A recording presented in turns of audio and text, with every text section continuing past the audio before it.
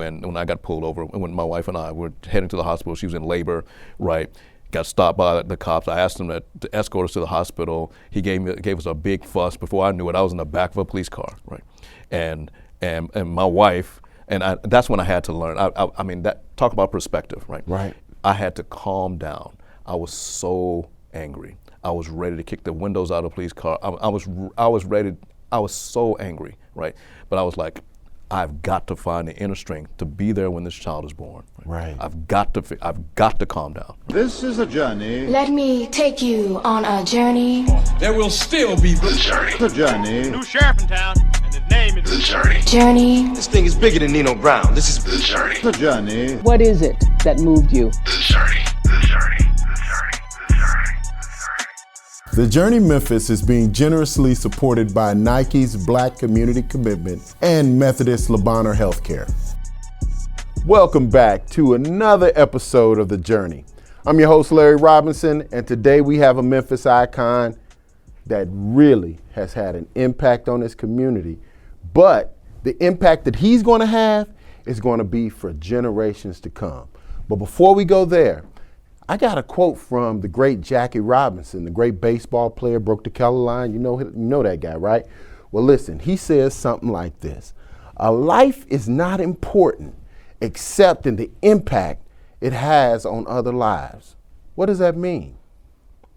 That means to me that my life is not that important unless I can reach down and grab somebody else, help somebody, open a door for someone else. Today's Memphis icon has opened doors for many, and his impact will be felt for generations to come. Straight out of South Memphis, Morehouse man. I like to call him a technology evangelist. He's a great friend, a tremendous husband, and a phenomenal father. Please, no further ado, we have Mr. Meka Egwuekwe. How are you, sir? Doing well. Thank you so much. Good seeing you, man. I'm so happy you here, man. I ain't lying. This has been a long time coming. Well, I appreciate it. I'm honored to be here, man. I know we would try to make it work, and I'm glad we reconnected to make this happen. Fantastic, fantastic. South Memphis, bring us back. South Memphis. Sure. Young Meka. Tell me about young Meka. Quick though, just tell me about young Meka. Well, I was a good kid, Okay. for the most part. My father wasn't there, but my mother raised my brother and I in the same house with my grandmother and my great-grandmother. And so each one of them gave me life lessons. My mother valued education so centrally. My grandmother brought my brother and I kicking and screaming to church. Three generations of the females in your household. That's right. And Wow. my great grandmother, who was born in 1900, just she would babysit my brother and I when we were young, and there was always someone at home when we walked home from school. Oh, so, amazing! And so this is growing up in Castellia, South Memphis, right, was a challenged neighborhood then, like it's a challenged neighborhood now, right? And we saw a lot of things we probably shouldn't have seen, but at the same time, we came from a great, loving household in the middle of that, and we're blessed to come out with successful careers. Who outside of that household had the biggest impact on young Meka? Who outside of the household? Outside of the household. I don't know if I would say it's one person. I would definitely credit my church. Really? Castellia Baptist Church, absolutely. Okay. From the pastor to all the deacons. Like I said, my father wasn't there when I was growing up. I didn't meet him until I was 23. But all the examples I got about fatherhood and seeing what it means to be a father and be active as a dad. Right. I learned those foundationally in church. Awesome. So I credit that experience. And I'm glad my grandmother brought my brother and I kicking and screaming to church. All of us was kicking and screaming going to church. Yeah. Decisions. What decision did you make as a young person that you can look back on and say, man, I didn't know it was going to have that kind of impact on my life, but it did? Man, as a young person, how young? As young as you want. I'm glad that I asked my mother when I was 10 years old for a Texas Instruments home computer for Christmas, and she made that happen for me. And how old were you? I was 10 years old. Yeah. You 10 years old. And I, I just got it because I wanted to play games on it, right? Right. But back then in 1983 and 84, right, you plugged it into the television at home, right? And it wasn't connected to the internet. Right. And so, there was no like getting more games, right? My allowance wasn't growing fast enough to get more games quick, so I got bored with it, but it came with a book on how to program in a language called BASIC. Okay. And I learned how to make my name move across the screen. Now imagine my name, Meka Egwuekwe. You never saw it on television. Right. It was not a name you saw on television, right? Absolutely. But my computer's plugged into the TV, right? So I made my name show up on the TV and move across the screen. I said, Mom, Oh, that's cool, man. My name is on TV. Right. And I've been coding, programming. I've been a software developer ever since. Yeah, absolutely. Man, just that one Christmas gift. Exactly. And I'm thankful to my mother for making it happen because she didn't have to, right? The fact that you asked for it, though. Well, and she supported. Right, right. So my mother set really the example in terms of parenting that I wanted to follow with my own kids, right? It is, supporting your kids. And I can't say I was nearly even half as good as my mother was in that regard. How different are you from the person you dreamed you'd be? Young man sitting in bed, thinking about what he's going to grow up to be. How different are you from that person? Man, when before I got that home computer, I just knew I was going to be a pilot in the Air Force. That's what A pilot in the Air Force? Yeah, I used to have little model planes that, or if sometimes I would take things and I would take old paper towel rolls and so forth and turn and attach things through them and make those into airplanes, right? Wow. I was really interested in flying. So you strike me as the kid that was in school that messed up the curve every time because he would get straight A's. Was that you, Mac? In elementary school, I was mostly a straight A student. I will admit. But again, my mother, she valued education so much, and she spent time with me with reading and math at home a lot, right? Even though she had one of those weird schedules, she worked for Ralston Purina at the time, and they had this rotating shift. So she wasn't always, every 3 weeks she would change her shift. Right. Sometimes it'd be daytime, sometimes it'd be night, and any one of these 3 shifts. And so I didn't, so she wasn't always there, but when she was there, she made sure that was something we did, right? So yeah, the expectation when we got to school, my brother and I, was to make good grades. And when did you know you was going to be okay? When did you know as a person, I can do this thing called life? When did I know I can do this thing called life? Yeah, when did you know you was going to be a success? That's a great question. I mean, to be honest, I never thought anything other than that, right? Wow. And it was interesting because I didn't exactly see a lot of examples of what I was aspiring to be. Right. There wasn't a lot of black men being as pilots, right? Right. It wasn't a lot of certainly no black men in coding and software development, right? But I don't know. Maybe I was just too ignorant to realize that was a barrier, right? Okay. I just decided that this is what I wanted to do, and my mother instilled in me. She said, "You can do anything you set your mind to." Right? Okay. She would say that every parent says that to the kids, and I just believed it. Yeah. And it wasn't until I was a couple of other incidents that I realized that the rules were different for me as a black kid than they were for others. Right. Well, hold on for a quick second. Sure. You mentioned being a black kid. Mm-hmm. When did you personally realize that you was a black man or someone different than the norm per se? Yeah. I mean, there were 2 instances that come to mind, right? Okay, hold on, hold that thought. All right. We're gonna be right back on the journey where Brother Meka is going to share with us when he realized he was a little different. Stay right there. We're gonna be right back on the journey on the Kazukian Network. This is a journey. Let me take you on a journey. Success in life is not a straight line. There are twists and turns in everyone's life, and the more you know about their story, the more you'll understand the process. Kazukian Media Group proudly presents The Journey, a show that features successful black men in Memphis telling their stories of their lives and the ups and downs they've encountered on their ultimate road to success. We believe the journey will encourage young men and help them see that life is a journey. Watch The Journey, hosted by me, Larry Robinson. Brought to you by the Kazukia Media Group in partnership with the Delta Boulé.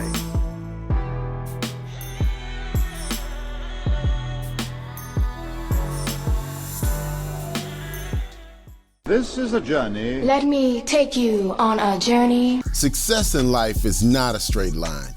There are twists and turns in everyone's life, and the more you know about their story, the more you'll understand the process. Kazukia Media Group proudly presents The Journey, a show that features successful black men in Memphis telling their stories of their lives and the ups and downs they've encountered on their ultimate road to success. We believe The Journey will encourage young men and help them see that life is a journey. Watch The Journey, hosted by me, Larry Robinson. Brought to you by the Kazukia Media Group in partnership with the Delta Boulé. Welcome back to The Journey. I'm your host, Larry Robinson, and I told you we was going to have an amazing Memphis icon today. Once again, we have brother Meka Egwuekwe, Code Crew. He's done a lot in this community, but this segment, you're going to learn all about it. So here we go. First thing, Meka, what's your why? Why you get up every day and fight this good fight? You know, man, you're asking some great questions. I mean, for me, my why is, someone said, well, I can't say someone said. I mean, the Lord said, right, that love God with all thy heart, soul, and mind. Love thy neighbor as thyself. Right, all the law and the prophets hang on that. They all depend on that. Right. So, so that church upbringing is a big part of why. Okay. Right. But I believe I found my calling, right? That every child in every school in every grade should have access to quality computer science education, right? That everybody should have that same opportunity to participate in the 21st century as a producer, if they have the aptitude and the interest to do so, right? Wow. And so it took me a long time. I spent 19 years as a software developer, but I was still active. Okay, hold on. Don't go into the story yet. Look, we're going to get to the story now. Just stay right there. Right on. So let's go back. You said you had a moment when you realized you was a black man or you was a black kid. Yeah. Tell us about that moment. So two moments come to mind. Okay. So the first was when I was in second grade. I was in the Cub Scouts. My church had a Cub Scout troop, right? Okay. And so every year they would have like the soapbox derby, I think it was called, right? Where you make these model cars and so and forth, wood and whatnot. Yeah. And but we didn't do it because we didn't have the money to do it, right? Our troop didn't have the money, right? And then but all the white troops would have that, right? And so so I kind of noticed that there was different experience at least from then, right? But in terms of like being a black male in particular, right? I remember there was a Sears outlet in Whitehaven that my mother and my grandmother liked to go to and do some shopping, right? And I hated shopping, right? But I went. You was well on your way to being a man. I guess so, right? Because I still hate shopping. Right? Still hate shopping to this day. Yeah. Go ahead, man. But for some reason, I think I was returning a shirt. Okay. Or exchanging a shirt, right? So my mother and my brother sat in the car. I went inside, and then I came out. And as I was walking out, there were two older white ladies walking out ahead of me, right? Okay. And I was just walking back to the car, but they kept pausing and looking back, and then they would walk some, and pausing and looking back, and would walk some, and finally they just stopped and asked me to pass them, right? And I didn't think a whole lot of it, right? I said, "Excuse me, ladies," and I just kept walking, right? But my mother from the car watched the whole thing, right? And she asked me what they said to me, and I told her what happened. And she explained to me that they were nervous that this young black male was following them out of the store. Oh, right? Wow. And that didn't even occur to me, right? But that's when I started to realize. What impact did that have on young Meka? Well, I just started to realize, it started to further crystallize that the rules were different, right? That the experience that I have is going to be different from others, right? And that's carried forward to this day, right? I mean, lots of instances, right? When I think about all that, some of my white friends are surprised to learn that I've been stopped by the police more than 50 times. And that's not hard to believe. I don't know why they have a problem believing that. Right. As many black young men that are killed, right. They act like this is something new. Right. Right, but it's common, right? Right. I'm thankful that nothing's ever happened to me. Right. Some of my friends, I was never made to lay down on the ground with guns, like some of my friends, like my brother even, right? But still, stopped so many times. Now, granted, as a young man driving a car, I probably did my fair share of speeding, right? So I probably deserved to be pulled over a few times, but I got stopped for walking in my neighborhood, right? I got when my wife was about to give birth to my second child, we got stopped. How is that for you? What does that do for your drive, or what does it do for you internally? It's difficult, right? Because again. Trying to learn the art of forgiveness and learning the art of perspective, right? Mm-hmm. And trying, because as a young man, to be honest, sometimes I'm amazed that I'm still alive because some of the things I would mouth off back at police, right? That I really shouldn't have said, right? But I was so angry, right? Just dealing with some of the things, being left on the curb when the cops towed my car away, right? Claiming I stole my license plate and things like that, right? And I was very angry when I got pulled over, when my wife and I were heading to the hospital. She was in labor, right? Got stopped by the cops. I asked him to escort us to the hospital. He gave us a big fuss. Before I knew it, I was in the back of a police car, right? And my wife, that's when I had to learn. Talk about perspective, right? Right. I had to calm down. I was so angry. I was ready to kick the windows out of the police car. I was ready. I was so angry, right? But I was like, I've got to find the inner strength to be there when this child is born. Right. I've got to calm down. Right? Which I did. So many of us have been in that situation. Yeah. What did you do? What did you call on to get you to ratchet it down? Because you made it to the hospital, obviously. I did. Yeah, I did. So what did you call on? What was it in you that you were able to say, wait, I'm way out of line here. Let me ratchet this back. Yeah. I'm rooted in faith. I'm not really religious, you know what I'm saying, but I thought about that upbringing, right? They didn't cuff me at least, so I could at least pull my cell phone out of my pocket. And I called a friend of mine from the backseat of a police car, and she let me vent into her ear how angry I was, right? And she helped talk me down, right? As to that. You remember the friend? Yeah, Gwen Jeffries is my friend. Shout out to and Miss Jeffries. And my that daughter that was born later on that night, her middle name is Gwendolyn, right?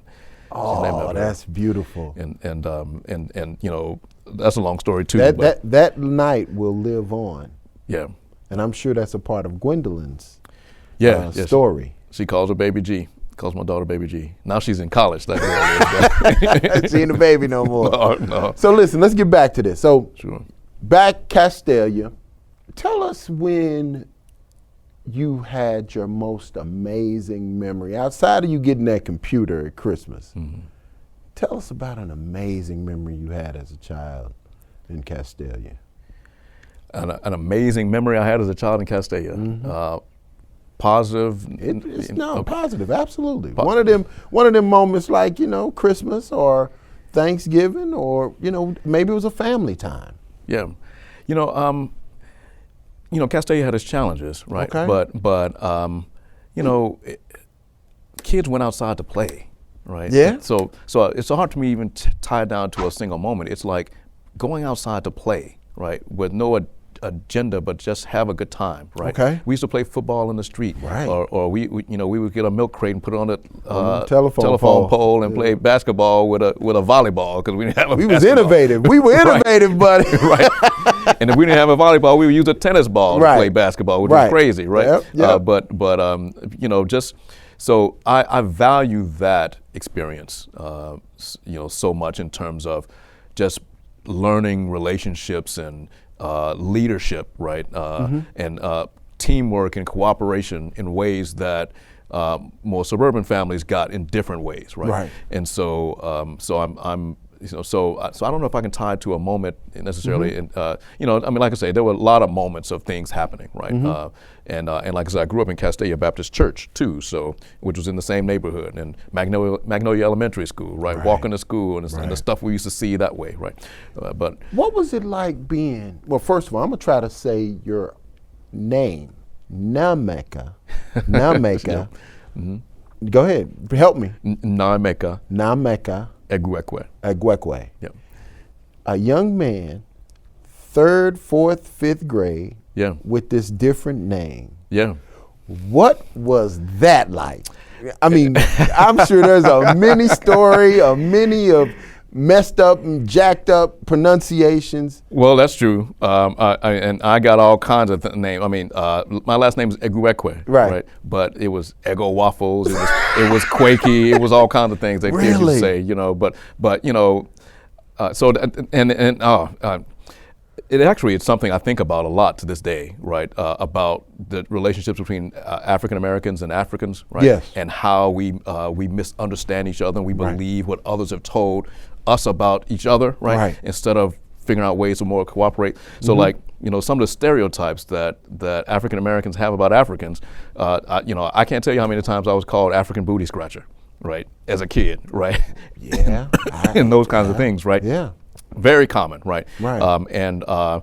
But at the same time, Where did booty scratching come from? No idea, man. No idea. I'm trying to figure out where the booty scratching piece come from. But go ahead. But that was a favorite thing, right? Oh, okay. And even my brother and I, because my father wasn't there, right? We didn't have a clear understanding of what it was like to be an African, right? So we would respond. So your brother's African as well? Yeah, my brother and I. So y'all have the same dad, is what I mean. That's right. Yeah, same dad. And it wasn't until we were grown that we learned we had 5 sisters also, right? Oh, and man. So and we're all cool, right? That's a great story too. But so the sisters are here in America? Yeah. Everyone's. So my brother and I were born in Chicago. Okay. My sisters were all born in Chicago, but my mother, when my parents separated, didn't want to raise 2 boys in Chicago by herself. So that's why she came back home to Memphis to raise us. Wow. And then moved in with her mom, who was taking care of her mom. That's how I had so many generations in the house. But you had 20. You said something like you didn't meet your dad till you were 20 something years. I was 23. Yeah. 23 years old. Yeah. What was that moment like? That was, because you're grown at that point. That's right. I just finished my master's degree, and a friend of mine was looking for me and found me, my brother, and some guy named Sonny. And my mother had told me that my father went by the name Sonny sometimes, right? And so I asked my friend how he did that, and he showed me. And my brother and I sat on the information for like a year, right? But then. Did y'all meet him together? We did, yeah. So long story short, my brother was living in Ohio at the time. Right. He drove up to Chicago. I flew up to Chicago. I think I was living in Atlanta at the time. Okay. And we all met up at Midway Airport, and that's where I first met my father, at Midway Airport in Chicago. How's your relationship today? We have a great relationship today, right? I mean, it is, so here's the thing, right? As a kid, because I had the same name as him, I'm a junior, right? So I was Meka Egwuekwe Jr., right? Mm-hmm. I sort of kind of like had all these grand ideas about how great my father was, right? Mm-hmm. And then in college, I started to realize, this guy was missing, you know what I'm saying? I started getting angry, right? And so I said, if I ever find this guy, I'm gonna punch him in the face. And so get this information. That was the plan, right? To show up at this man's house and punch this man in the face, right? And but when I spoke with my sisters on the phone, right, and then eventually him, right, and I met one of these sisters. I met the sister in Atlanta, who happened to be in Atlanta before I met him. Okay. I just melted, right? I was like, started loving. I was like, I want a relationship with these girls, and there's no way I'm gonna have a relationship with these girls if I show up and punch their dad in the face. Right. You ever told him you wanted to punch him in the face? I did. I did tell him, right? And what did he say? Because he and my brother and I had a heart-to-heart to talk about this, what happened over all these years, and we were just real honest with each other about it. He was like, he understood that, right, and he regretted not being a part of our lives when we were growing up, and to this day we have a good and growing relationship. And what's really great is that each one of these of my sisters and my brother and I, we all agreed that we were going to raise our kids as if there was never a gap in our lives, right? And so our kids have grown up Their cousins they've known. They know the story, but they still know that they have an experience that they're cousins first and foremost. Right. You know. And that is brilliant. That is so insightful, because I'm sure their value of those relationships have not been tainted, because you just don't know. Right. Right. You know. That's a beautiful thing. That's a very beautiful thing. Oh, thank you. What role has Memphis played in your development? Man, you know, I'm straight up Memphis, man. You threw up the M. I'm Memphis, Memphis all day, huh? Yeah, Memphis is one of those towns that you either love or you hate. You know what I'm saying? It's like, you know, you either grow up here and you 10 toes down, or you grow up here and you don't love it, and you pick up and leave and move to Atlanta or Nashville or wherever the folks are moving to now, right? But you 10 toes down. But Memphis, you know, I love that, you know, raising my kids here. Right. That, you know, civil rights for other kids is something they read about in a book or they saw about in a movie. Right. You know, I can take them to places, right? Yes. I can say, okay, this is where Ida B. Wells had her store. This is where Dr. Martin Luther King marched, right? This is where, I can take them to these places. This is where Stax Records created all these great hits, right? This is where the first rock and roll song was recorded, right?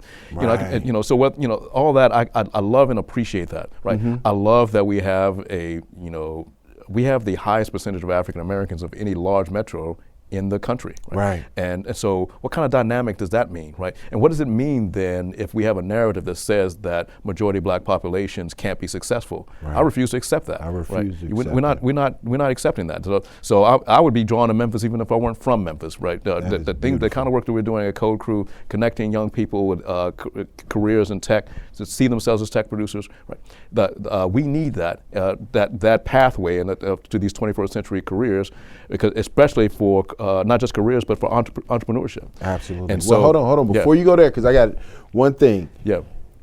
You are doing things that no one would have foreseen, per se, as the need for technology and the need for technology.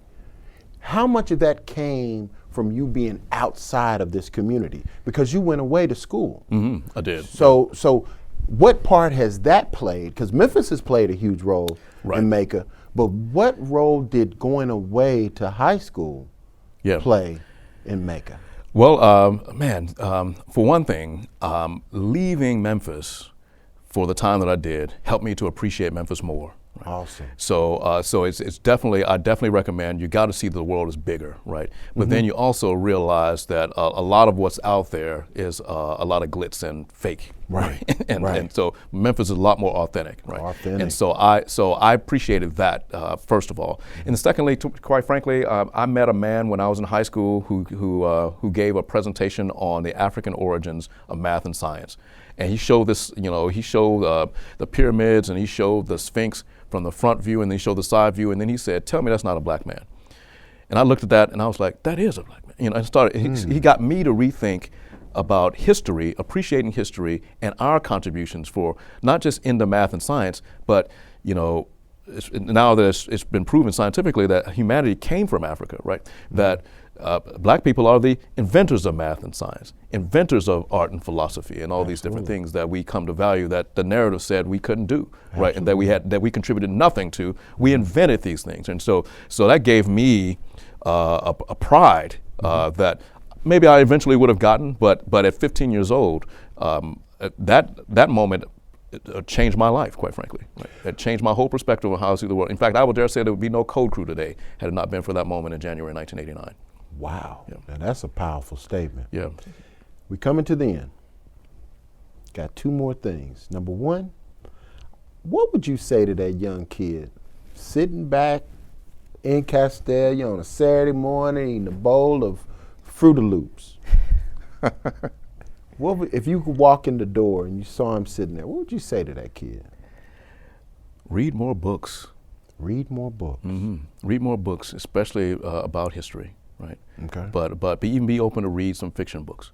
I just knew in fourth grade, I was, in fifth grade and sixth grade, I was good in math and science, and I liked those things. I don't need to worry about reading. Right. And I'm struggling with those things to this day in terms of appreciating communication, right? I'm trying to self-improve on those things constantly because I didn't spend enough time as a little kid reading books. And quite frankly, to any parent today, I'll say read to your kids till they're old enough to read to themselves, and then encourage those kids to read a lot. Yeah. Now, last question. A Mekaology. I want you to say right there in that camera, there's young men watching you. Schools across the country, if not across the country, across Memphis. What would you want to leave them with? What kind of Meka-ism or Mekaology would you leave these young people with? Mekaology for these young men today, understand the value of networking and understand that an idea is worth nothing without the hard work behind it. Those things are foundationally important. Become an entrepreneur. See yourself as an entrepreneur and see yourself as a tech producer. Get the skills that you need, and then through your networks, partner with the right partners. Engage. Don't be stuck at home. Get out and grow your network, and take your ideas, get the skills you need to make those things a reality, and be a job creator. Right? Become independently wealthy. There's only two ways to become wealthy in America, and that's inheritance and entrepreneurship. And if you already know whether or not you qualify for inheritance. so if you don't qualify for that, get that pathway to entrepreneurship and get the skills you need to do that. Get the education, get the tech skills, especially in the 21st century, and you can go anywhere. You can achieve whatever you want, right? And you can do that despite the headwinds and the challenges that we have of racism and discrimination. Those things aren't going away. Frederick Douglass very famously said that power concedes nothing without a struggle, so don't expect anyone to just kick the door down for you, right? You get in the business of kicking doors down for you and for those who come behind you. Lift as you climb is my message to every young man and woman.